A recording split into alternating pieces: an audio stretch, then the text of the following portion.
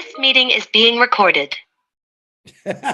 We heard that one. Hey, hey, hey, hey.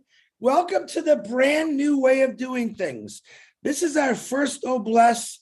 And in a couple minutes, I'm going to say a few things, and then I'm going to give it to these two beautiful ladies.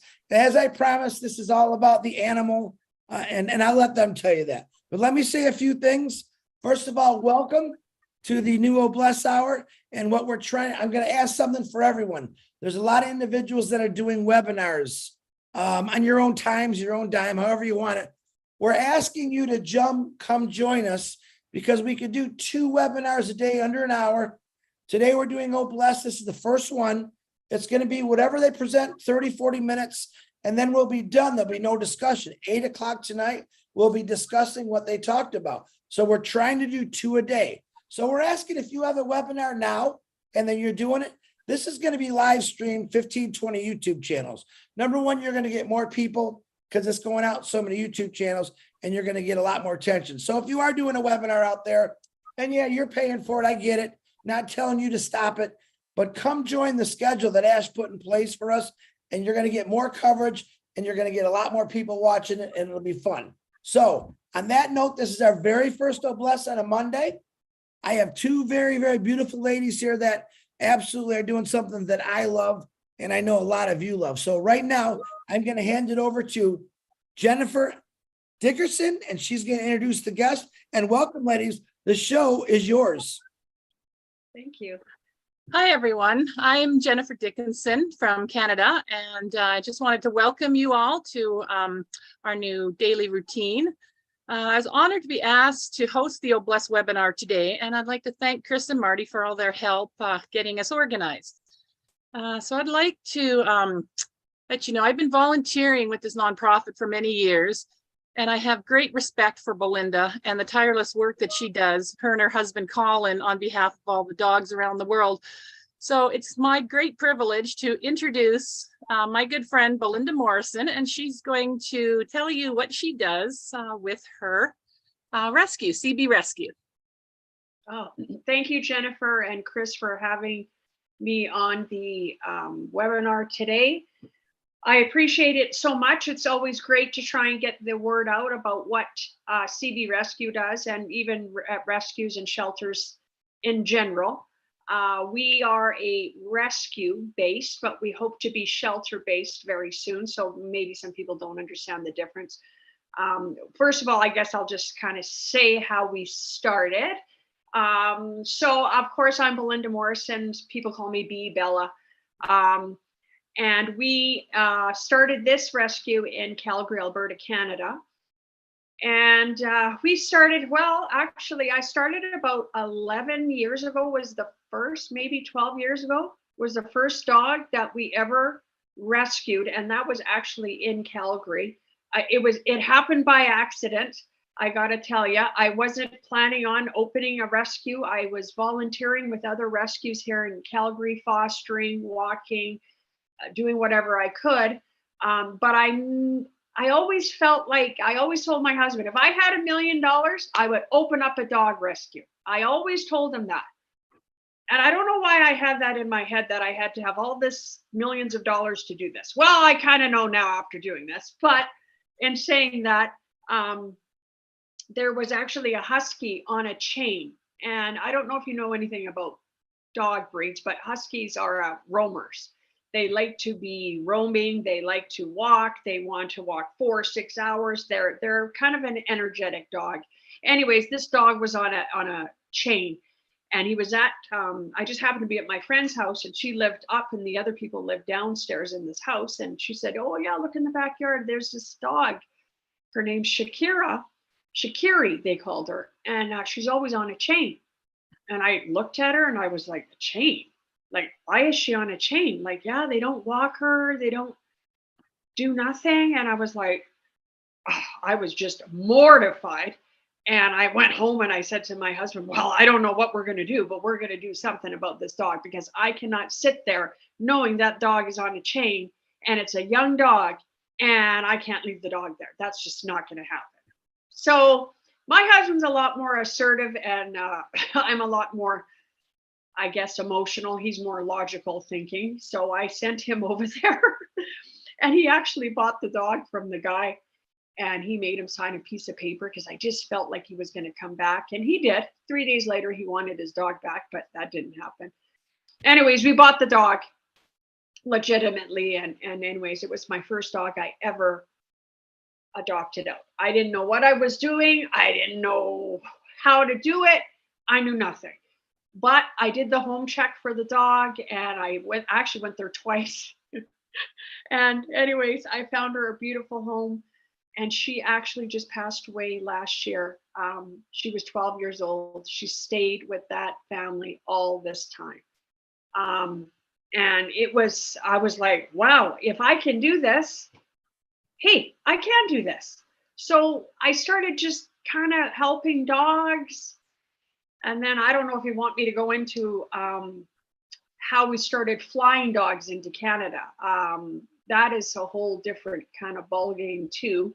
What happened was about 8 years ago. So we started helping in Alberta, owner surrenders, dogs from Siksika Nation, Morley Nation.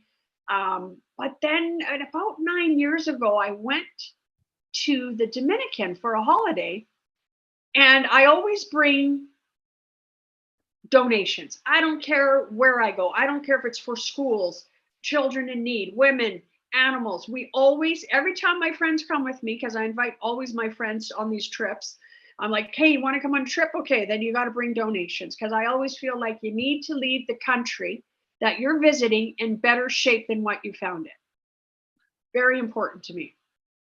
So we brought all these leashes and collars, and I just Googled Callares Rojos, which is red collar in Spanish. Forgive my Spanish, people. It's not very good. Excuse me. So anyways, we went down there and we did a spay and neuter clinic. We volunteered at the spay and neuter clinic. Oh, there's little Leah. She's from the Dominican there. But anyways, we volunteered there and we did a spay and neuter clinic, and I did one before in Mexico. Anyways, long story, Jani, the head of the rescue there, says, do you want to come see our shelter? And I was like, okay, because they had the spay and neuter in this big old building, right?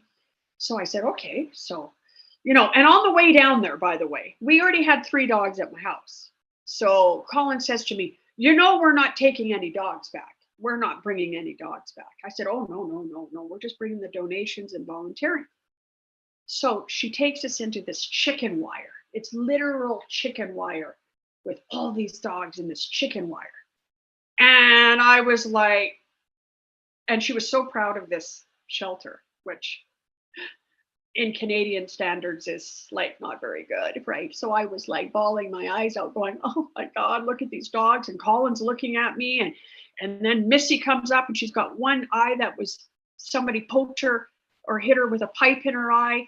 And then this little Chihuahua was walking by her and they were kind of coming up to Colin, and Colin is looking at me. He's looking at me and I'm looking at him.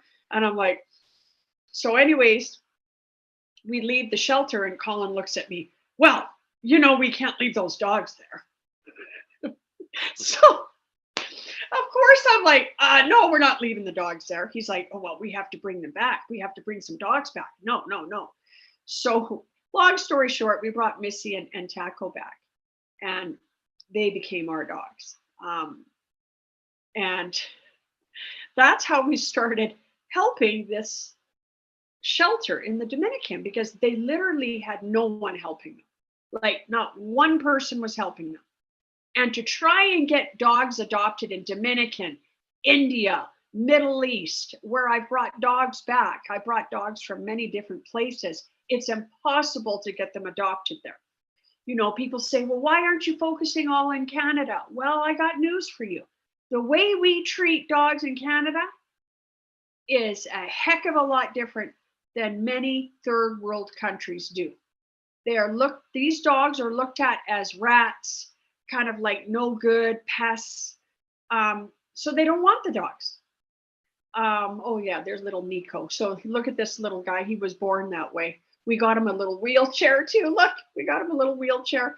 I got it made for him and we brought him back to Calgary. So basically that's how it happened. And I just started helping Janny. And then other rescues were phoning me. Hey, we heard good work about CB Rescue. Oh, there's little Mia.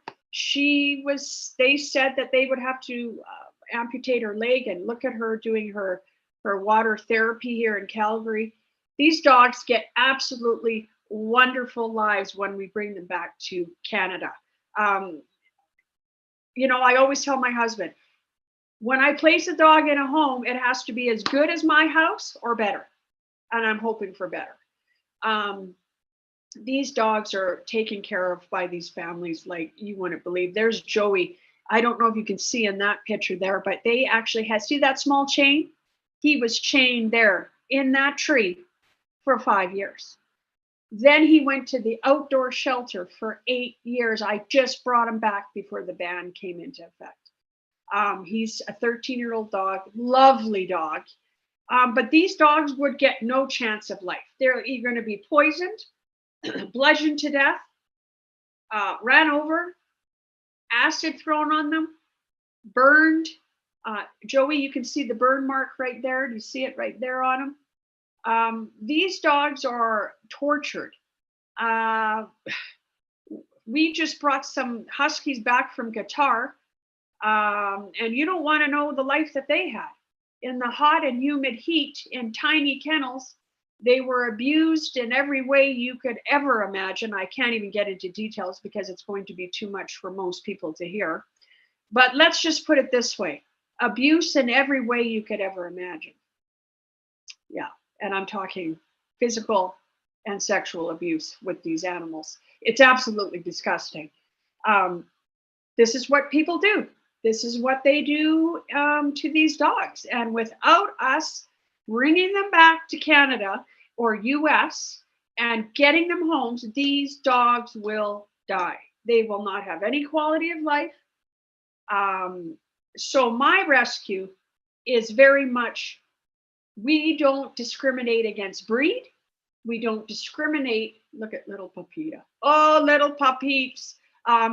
We don't discriminate against breed or location of the dog.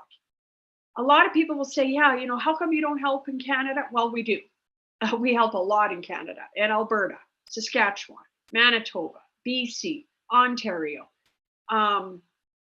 But you have to understand, when someone reaches out, or if I know of a dog that's in need, I can't turn my back. Like, I just can't turn my back. Oh, sorry, well, you're not from Canada, so I'm not going to help you. That's like saying, if you're driving in, you know, India, and you see somebody on the side of the road that needs your help. Oh, well, sorry, you're not from Canada, so yeah, I'm not going to help you. But no, that's not how we should work as a human race. First of all, we're all on this earth together. These dogs do not get asked to be born on this earth and treated so horribly. They don't ask for this, and humans don't ask for it either. And we should be helping humans wherever you live, and dogs wherever they are born. Yeah, I mean, this Emma, look at her. She's got that. Look what they did. They took a machete to that dog. She's living a great life in Toronto right now.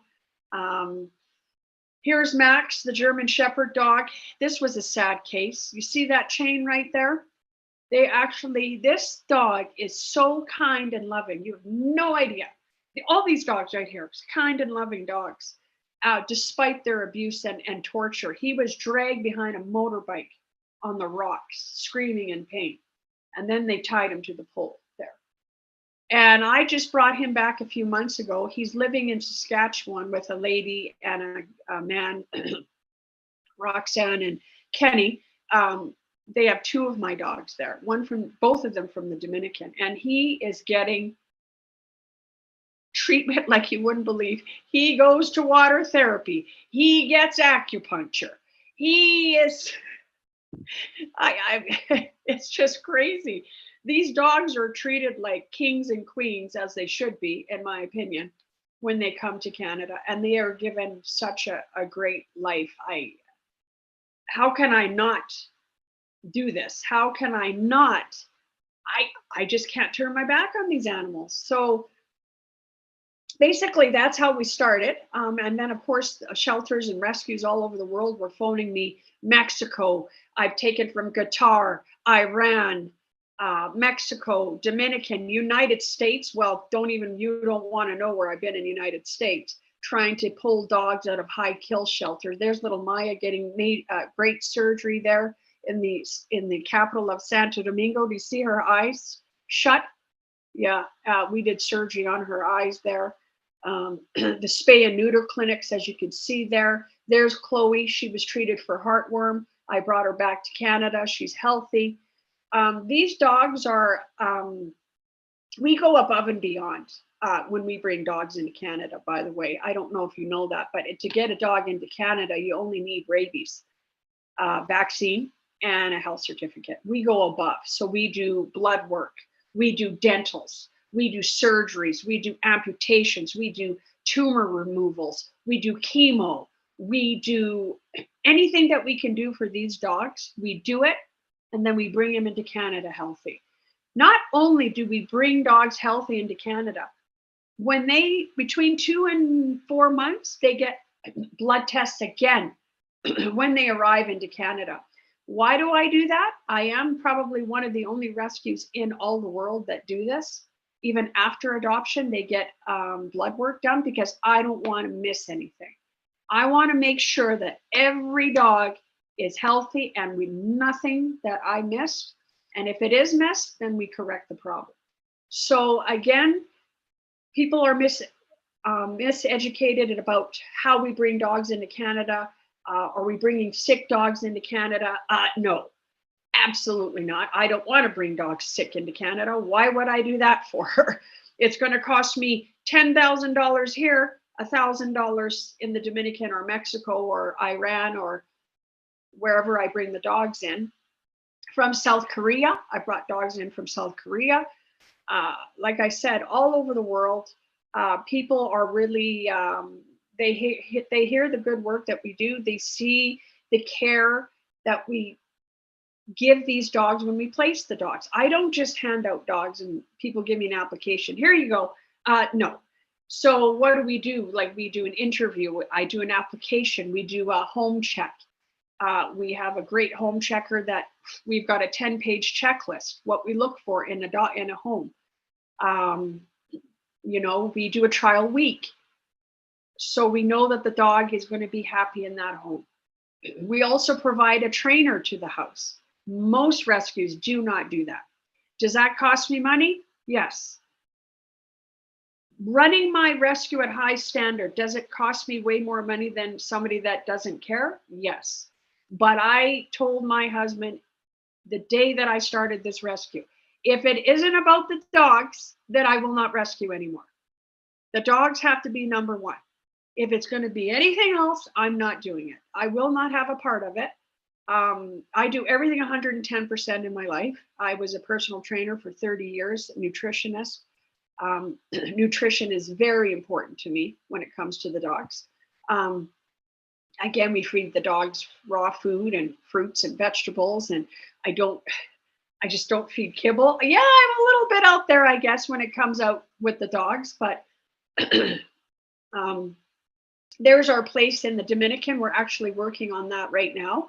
We are building a physical shelter in the Dominican. Once we do this physical shelter for the dogs, we actually want to build one in Alberta. Then I want to build one in somewhere in India. I would like to build one in the Middle East. I would like to build one in South Korea. I mean, this is our plans down the road to, there's our facility there getting built. There's the gates. So I don't know if you can see at the bottom there, but we got special gates made so the little guys can't get through the gates in the bottom there. Again, the gates, the walls are very high. Some of them are 9 feet high there. And it's because people will throw poison into the facilities to kill the dogs. This is what happens. So we have to make sure that the dogs are going to be safe in this facility with the walls and the special doggy doors and the special kennels that we're going to be making. We're also going to do a wading pool for them and like in a little agility part for the dogs. Oh my gosh, look at all the dogs. Gosh, how many dogs have I rescued? It's got to be over 900 dogs now. We just had 4 arrive from Mexico a few nights ago. Geez, what can I say? Jennifer, did I talk too much? I don't know if you have any more questions, but I can always think of something. I don't know if you want me to tell a story, maybe about one of the dogs. Yeah, so I did have a couple questions here. So you mentioned flight angels. Yes. So how important are flight angels for you? Well, they're very important. During COVID, I did 22 flights during the heat of COVID. When nobody was flying, I said to my husband the other day, I'm sure I'm only 5% of the world that had been constantly flying during COVID. There were some times where I was the only one on the plane, but I kept going because I knew that I had to go get those dogs. A flight angel is pretty much a person that sits on a plane and they bring the dog into Canada. They go through customs. We're there to clear the dogs, which means pay the taxes on the dogs when they arrive as an import. We do have an import license into Canada. I've never had a problem bringing a dog into Canada in the 10 years I've been flying dogs in. I've never had an issue with Canada Customs. I've never had an issue with CFIA. They have an import ban right now, which is unfortunate. It means that no dogs can come into Canada from 113 different countries, including India, Middle East, all over the place. Turkey, Thailand, none of them are allowed in right now. We are trying to get it. We're trying to get an exemption for rescue so we could still get these dogs. Because what's going to happen is breeders are going to come out in full effect, because there won't be any small to medium dogs coming in. And breeders are going to see this, and they're going to hop on the opportunity to breed more dogs, which we do not need. We need dogs that are already on this earth, adopted and rescued into families. That's what we need. So Flight Angel is pretty easy. As you can see there, there's Sherry in the blue shirt. She just got on the plane. She got off the plane in Calgary or in Toronto. We clear the dogs. We bring them into Calgary. That's it. You basically sit on the plane. We pay for the dog's flight. We pay the taxes. We deal with customs. I deal with the government when they land. It's pretty easy way of saving a dog.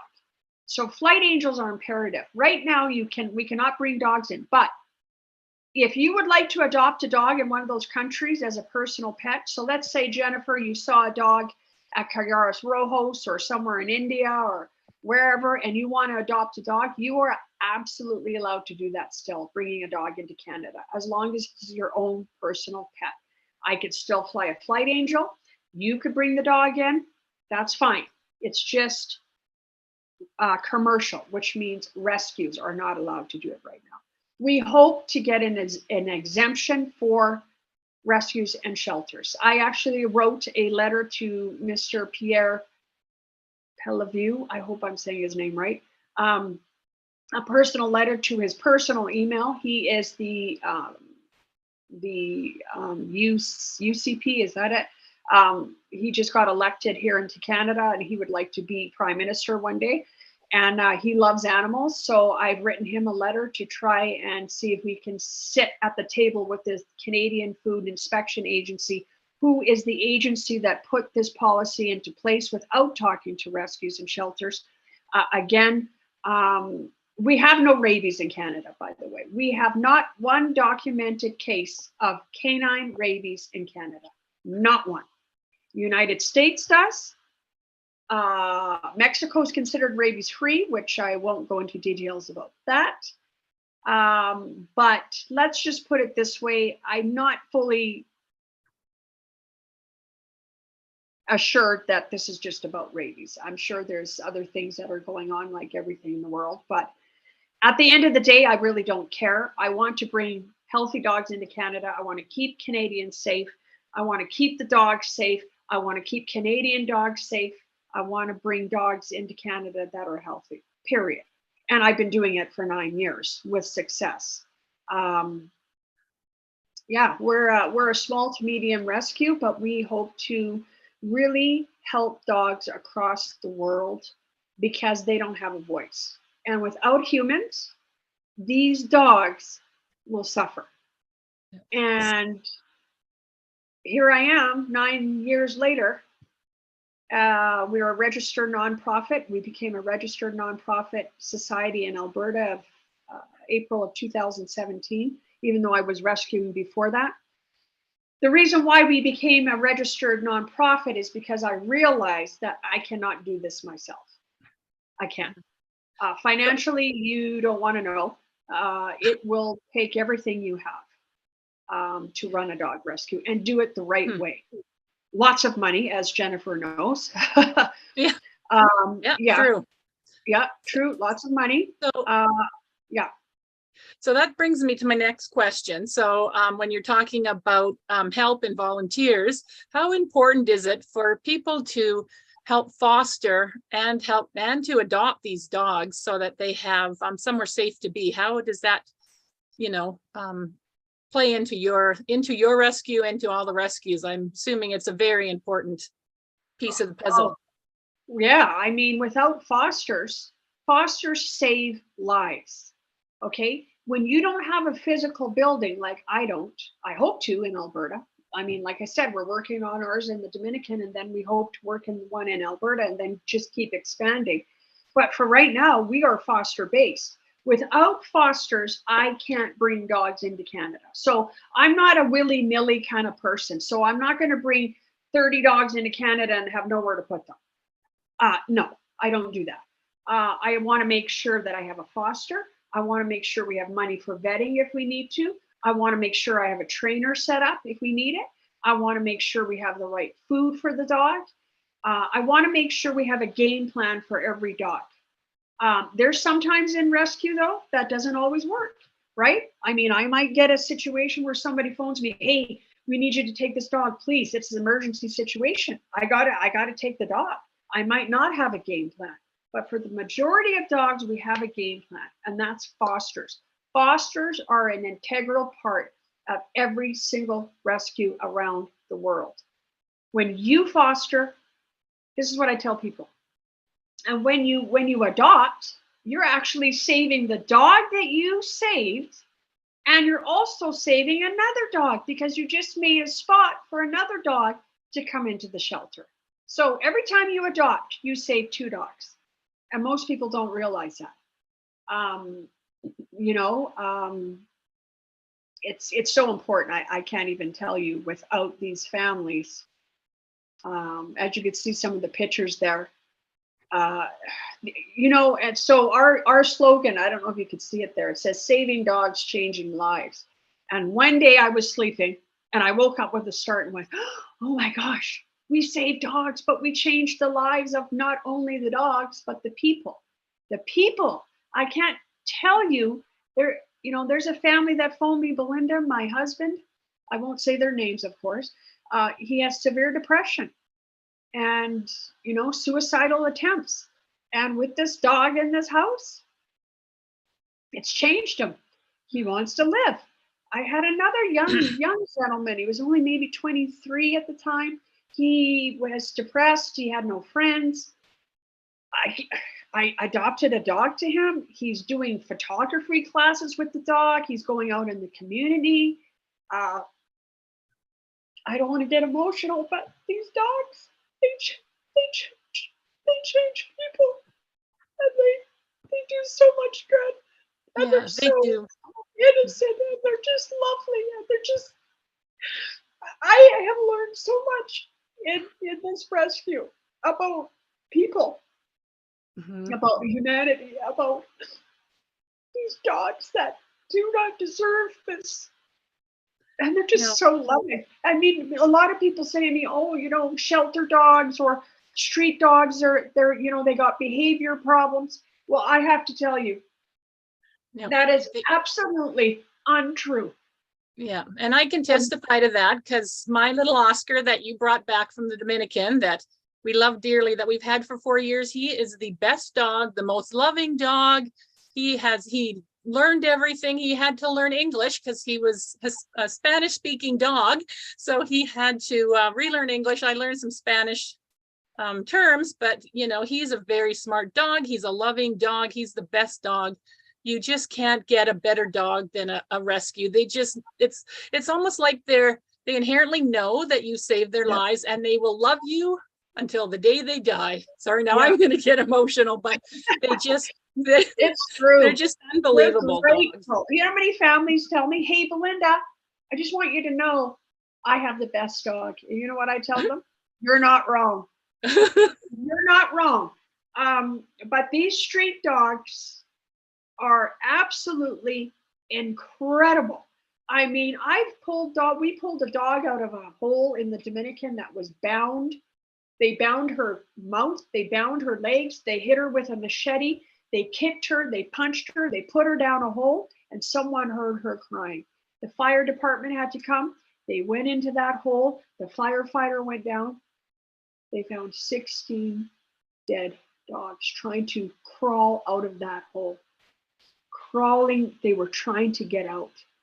And this is what this man did in the Dominican. We got Anita out. We got Anita out, believe me. We have a video of her coming out of the hole screaming. And she was placed in a home here in High River in Alberta. She since has passed away. But I can't tell you people won't believe it. They're like, this dog has been macheted, hit, poisoned, burned, everything you could ever, strangled. And they act like this. And I'm like, yeah. And it's because they're grateful. They know that they are rescued. Even dogs that I haven't seen in 5-6 years, they see me, and I'm not joking. When I would see Security, because she lived in Fort Mac, she only saw me once every few years. When that dog saw me, she would let go of that leash. She came to me. She jumped on me. She goes, I'm sorry, Belinda, that she's jumping on you. But she doesn't do that to people. She recognized that you took her off the chain. And I'm like, they do. They absolutely remember. I cannot tell you. I just wish more people would be educated about rescues and how they change your life. How I can't even begin to tell you how, you know, everybody, I think people go through life and they don't understand. Maybe they don't know what their passion is, but I can tell you 100%. I did fitness for 30 years and I thought it was my passion, and it was.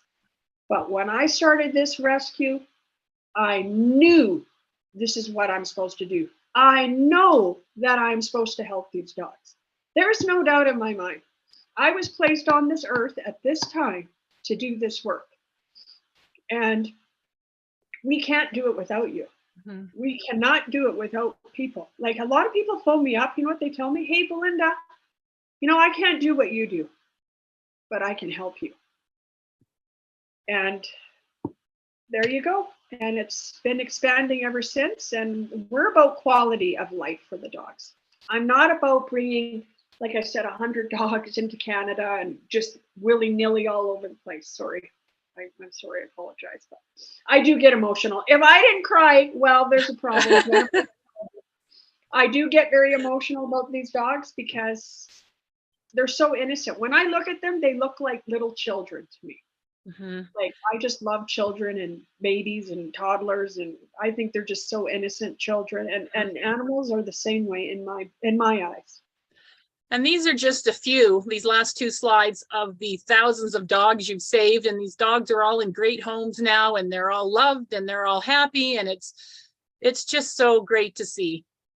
So great to see the hard work that you and Colin have done. It's just been, it's amazing. It's amazing that you'd put your lives on hold for these dogs. Yeah, you know, a lot of people phoned me up, a lot of rescues in the beginning, and said, oh, Belinda, you're in for it. You have no idea what you're getting yourself into here. And I didn't kind of listen to them because I didn't want to hear it. But they were right, and I was wrong. But in saying that, I have a husband that's very loving of the dogs. I mean, there's not many husbands that would do what my husband has done when it comes to, like, I've sold 2 houses I bought in the last year and a half to help pay for the stuff going on in the Dominican.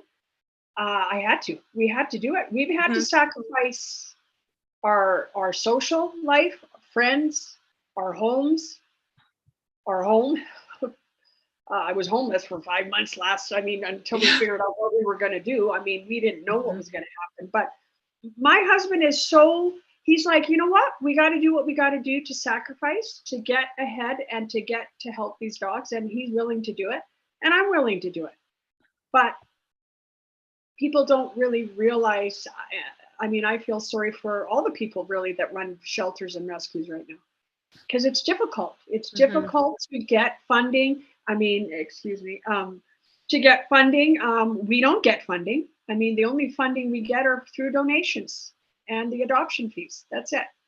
And, but, like I said, that's not why you run a rescue. You run a rescue because you love the dogs. And I'm passionate. I think people can tell that I'm passionate about these animals. I just can't see me doing anything else right now. I can't see it. No. And I think, one of the exciting things is with OBLESS, it's gonna change the world. There's just so many people, the 1.4 million of us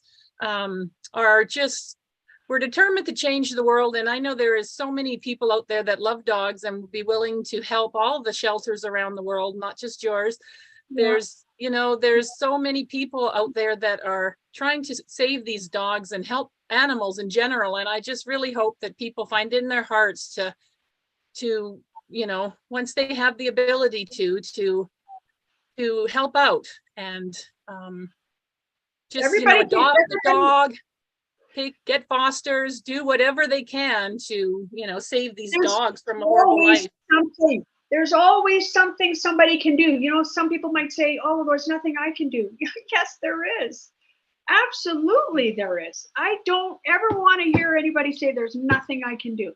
Like Chris just said, like he found that little kitten and he went down the street and found someone to help him. Yeah. He could have turned his eyes and said, oh, well. But he decided not to do that because he can do something just like I can, just like you can. People use that as an excuse. And I am a go-getter. I've been a go-getter since the day I was born. And when I get an idea in my head, it's like, no, I'm going to go do this. So watch out, world, because I'm coming through. And I'm not going to let anybody stop me. I'm not going to let finances stop me. I'm not going to let anything stop me. Because this is why I was put on this earth. And I'm not saying it's not hard work. People look at me, oh my God, Linda, like you're so stressed. Look at all the stuff you have to do. Look at all the drama and the things you have to take. It's part of rescue. It's part of rescue. But when I see pictures of these dogs, Jennifer, this is what makes it all worthwhile. Yeah. And, like I said earlier, I volunteered with you for many years, and my dog Oscar is up in the top right-hand corner, the little brown and white fella. And the one second from the left, so this was probably one of the hardest things I've ever done, is I fostered Dolly. So I think her name now is Aspen. And I fostered her for 8 months before she finally got her forever home, because she was a puppy rescue off Morley Reserve, and she looked like she was going to get big. So people were like, we don't want a big dog. So we raised her, and she was the most loving dog. She was like as close to perfect as you could get. And, we probably would have kept her, but my daughter was allergic to her. So I probably would have kept her, but she found her forever home with the family. And I got to say, giving her up, I cried for 2 days. I just lost it. But, I know in my heart that she's with a good home. We found her a good home. Belinda found her the best parent she could have. And it warms my heart to know that she is in a good place and not running away from a pack of wild dogs trying to kill her. So is where she was found. So, everybody can do just a little bit, to help out. That's. If everybody just did something small, like I just said in the beginning, if everybody just did something small, you might not realize what you did and the impact that it has on the world. You don't know. I'm talking with anything, humans, environment, dolphins, like Chris said. I don't care if you are passionate that the sky is blue and you want to keep it blue. Then go ahead and do it. Go ahead and do it. Go ahead and this is what I tell people. Your passion, find it and do something about it. And then find like-minded people like yourself that want to help you. Because when you get a group of people, you have strength in numbers and you can change the world.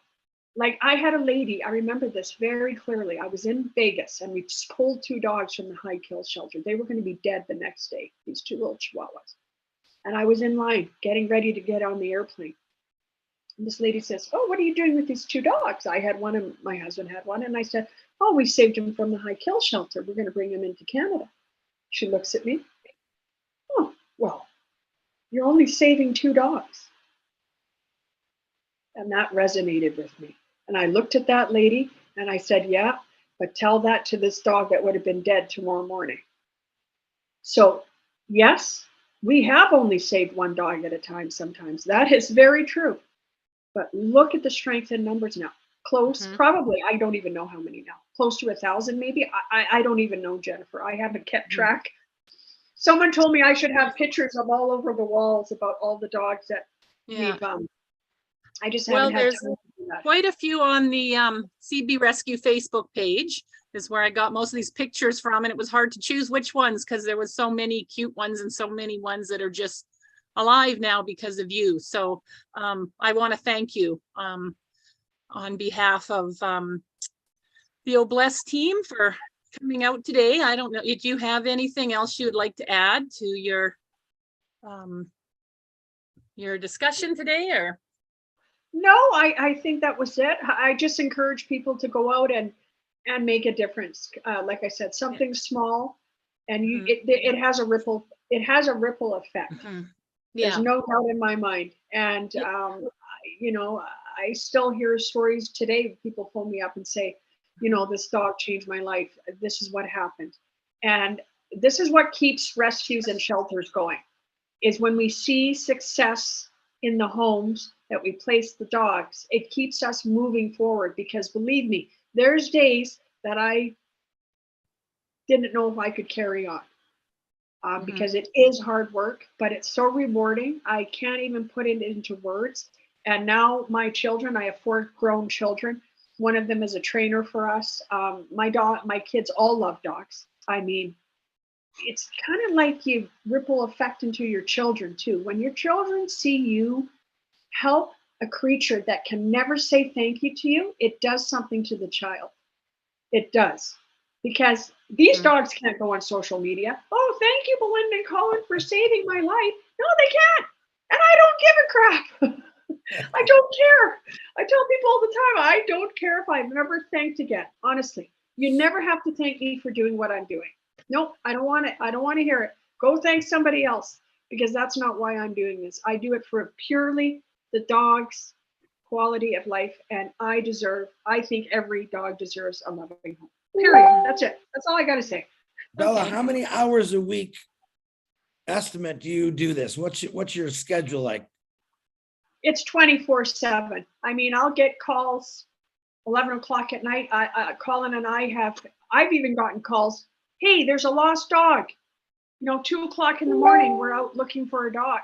I mean, it is 24/7. I've worked, my voice has actually changed.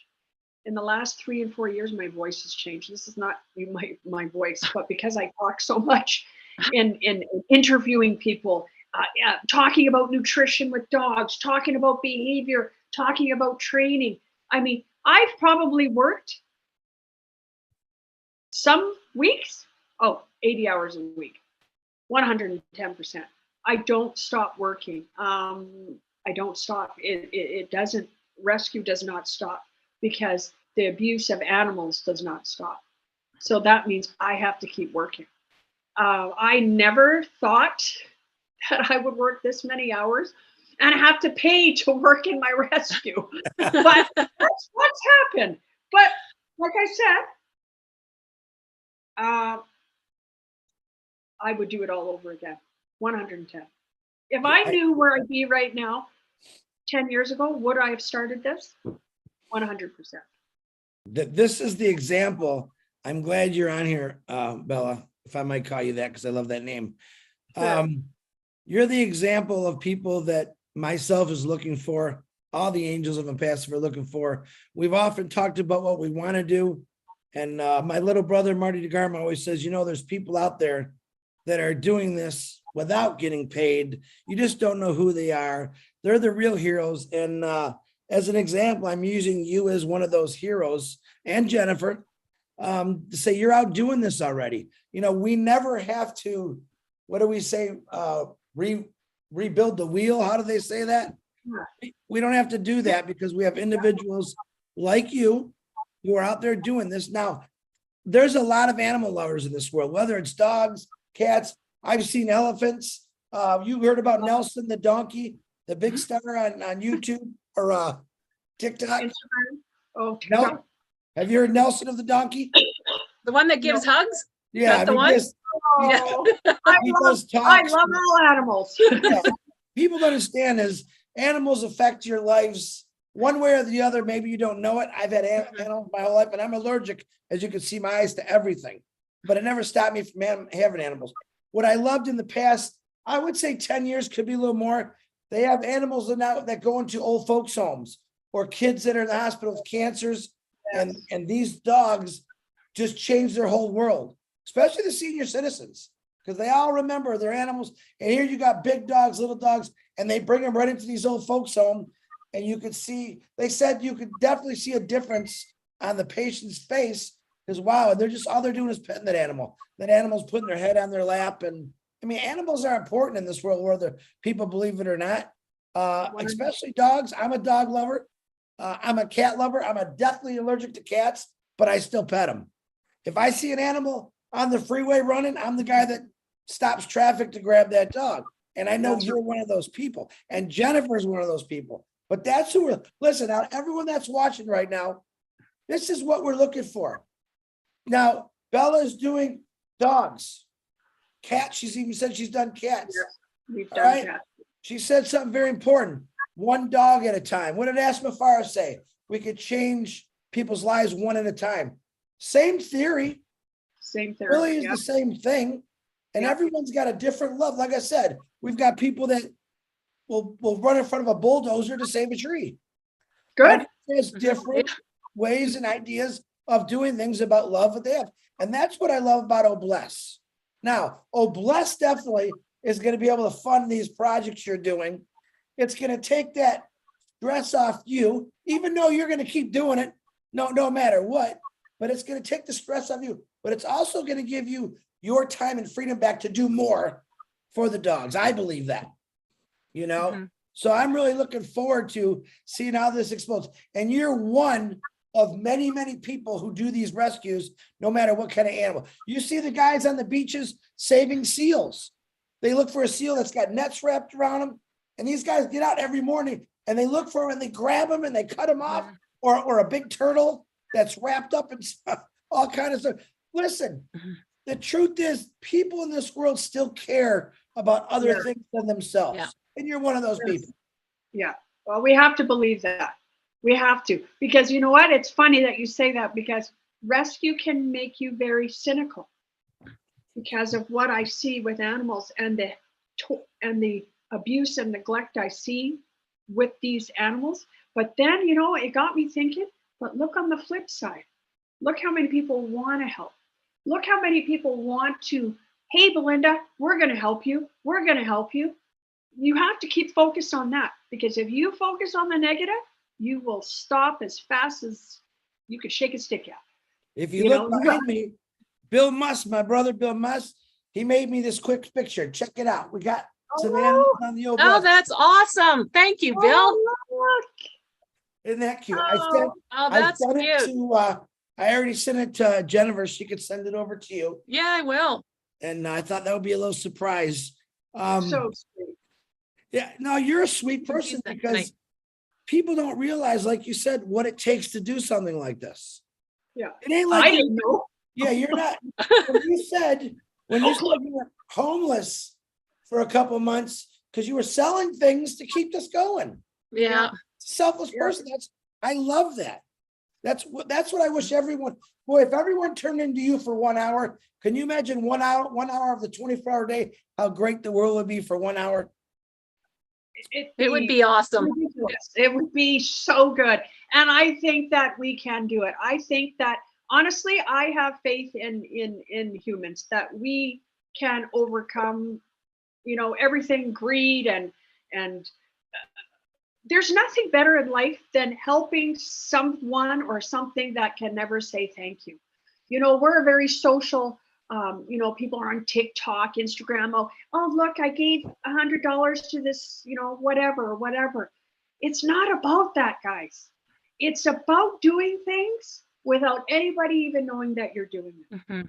Right? I mean, I'm not going to get all religious, but in the Bible, it does say that. I mean, it says that, when you get rewarded for all the things that you do and nobody knows what you do. That's not why you do it.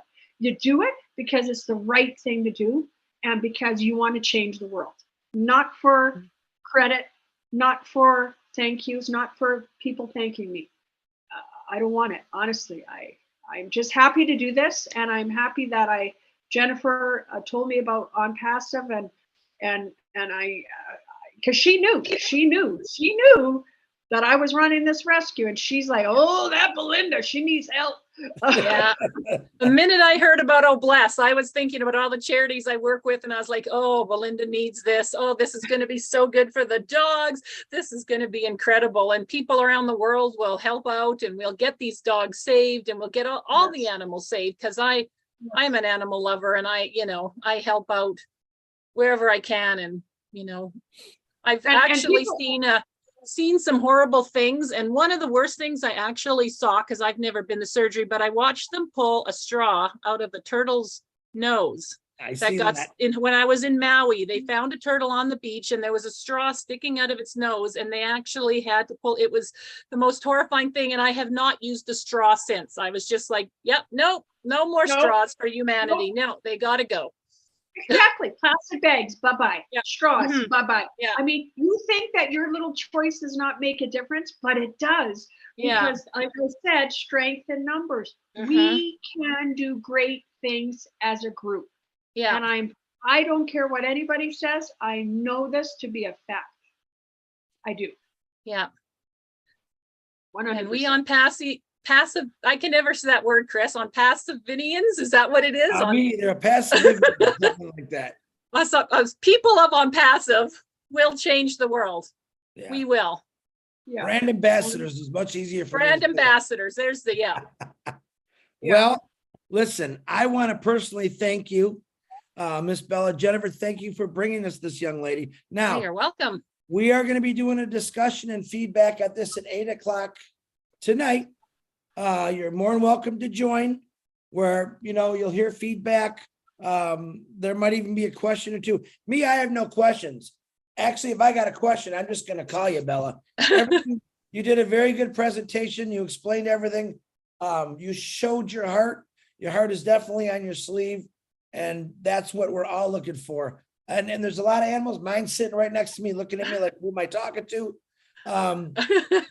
Animals, believe it or not, do change the world. And yes, a lot of them are abused with like a lot of things, but I say, let's stop the abuse.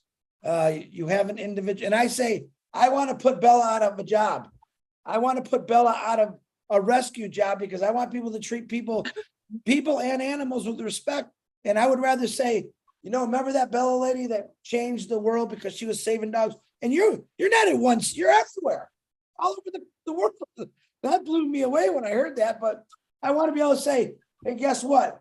Bella's in Hawaii right now, relaxing, because everyone's being good to animals now. She brought out something that was so I special. hope. I hope so. But she'll go to Hawaii and she'll go to the shelter and she'll rescue dogs there, because she's done that before. I know that for a fact. You can't take it out of her. You can't. You'll never be able to take it out of her now. She's addicted to helping. So Impossible. But come back tonight at 8:00. Jennifer, it's a regular Zoom then. And we get some good feedback and very, you know what? I'm not going to say impressed. I'm going to say, wow, I love seeing. There's a better word I can use and say I'm impressed with what you do. I'm thankful for what you do. Thank you. All right. And I'm not going to say I'm impressed by you. I'm amazed by you. Or I don't think there's a good enough word for people like you. And I'll think of one sooner or later, but I want to thank you for coming on here and blowing us all away. And Jennifer, thank you for listen, I'm asking everyone out here that's listening right now. Go look for people like Bella, because they're gonna show you the way. And I don't care if Bella's doing the animals. We have people that are out taking care of homeless kids with no water, food. Those are the people we want, and those are the people we're gonna say, hey, you've been doing this for 20 years. She's been doing it for 9 years. She knows what she's doing. All right. Funding. I just need a little bit of funding. I could do more. But then along the way, you're gonna find out that, like Bella did, it's gonna get in your blood and you're not gonna want to stop doing it, which is gonna create a massive amount of people just wanting to give all the time. It's a great feeling to give. It's also even a better feeling when you're actually helping, making a difference. So I thank you very much, lady. And I'm giving you two the last words. Well, I just wanted to thank you, Chris, and thank OBLESS and thank ONPASSIVE for giving us the opportunity to come and share our rescue with you.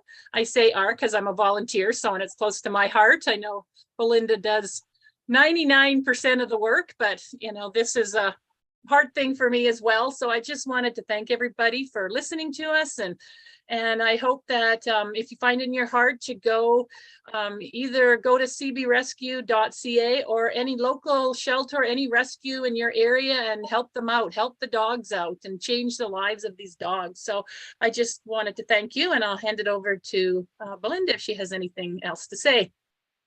I think I've said everything. I don't know what else to say, but thank you so much for having me. I truly appreciate it, you know, getting the word out and what we do. And I think people can see what the work that we do. And it's not like some big organization where you don't really know what's kind of going on. When I say, hey, we picked up a dog, it needs surgery. You could see us do the surgery. You could see us take care of the dog. You could see the dog fly into Canada. You can see the dog in the home now. So you see the progression of the dog. And I think that's really lovely. And I think it takes time for people to trust people. You know, it does. That's one thing I've learned. People need to, hey, is this Belinda for real? Is she let me watch her for a bit. I think I gotta see this lady, what she's doing. But you know what? And then they see and they say, yeah, that lady's legit. She's legitimately going from A, B, C, and D. And you can see the progression of the dog. There you go. That's it. Beautiful. And I do want to apologize to our hard of hearing or deaf community. It was a late start. I forgot to turn on the CC. That was turned on because Marty was the host. And Lynn Nakamoto, thank you for reminding me. And we turned it on for you. So if you want to know anything you missed, call me or text me and I'll text it to you. But ladies, I love you to death. Bella, keep doing. Tell your husband I said I'm giving him a big shout out too. Colin, I believe his name was.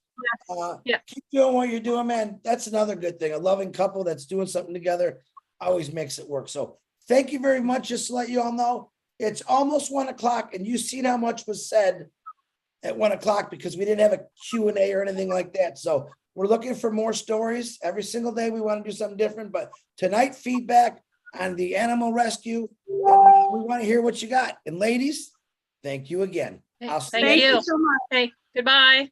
Bye, everyone. Bye. Bye.